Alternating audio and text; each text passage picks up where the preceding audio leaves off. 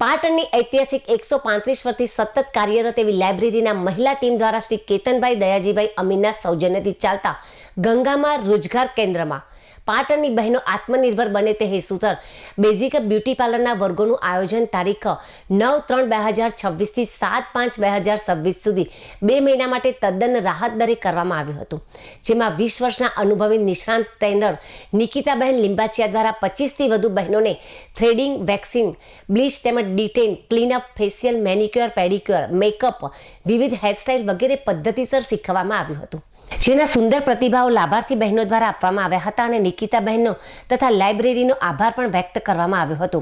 આ પ્રસંગે મુખ્ય મહેમાન બિલ્ડર શ્રી દિલીપભાઈ અમથાભાઈ પટેલ દ્વારા પોતાના અનુભવો, સેવાના ઉદાહરણો આપી તમામ બહેનોનું ભવિષ્ય ઉજ્જવળ બને તે હેતુસર ઉદાર ભાવે દિલદારી દાખવી બહેનોને કોર્સ શીખી ગયા પછી આત્મનિર્ભર બનવા માટે પોતાની દુકાનો તથા અન્ય મદદની જાહેરાત કરી બહેનોને ખૂબ જ ઉત્તમ પ્રેરણા પૂરી પાડી હતી.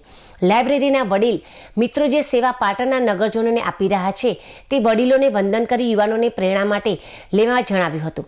આ પ્રસંગે મહેમાન શ્રીમતી સ્મિતાબેન વ્યાસ દ્વારા સ્ત્રીઓમાં રહેલી શક્તિઓને ઓળખીને તેનો સમાજમાં કેવી રીતે ઉપયોગ કરવો અને કુટુંબ માટે આત્મનિર્ભર બનવા માટે પ્રેરણા પૂરી પાડી હતી અને બહેનોને સશક્ત થવા આહવાન પણ કર્યું હતું.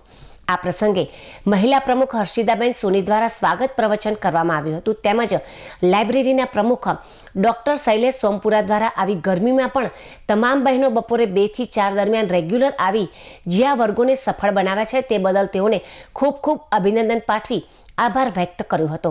તેમજ આ બહેનો હજુ પણ વધારે શીખી પોતાનું આગવું બ્યુટી પાર્લર ખોલે તે હેતુસર જૂન જુલાઈ માસમાં તદ્દન રાહત દરે એડવાન્સ બ્યુટી પાર્લરના વર્ગોનું આયોજન કરવામાં આવશે. તેમાં તમામ બહેનોને જોડવા તથા દાતાઓ દ્વારા આવી સુંદર પ્રોત્સાહિત યોજનાઓનો લાભ લેવા વિનંતી કરી હતી.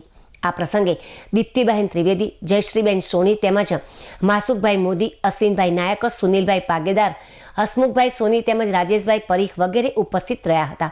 આભાર વિધિ જયમાલાબહેન પંચાલ દ્વારા કરવામાં આવી હતી. આ પ્રસંગે મહેમાનો દ્વારા આકર્ષક ભેટ તમામ બહેનોને આપવામાં આવી હતી.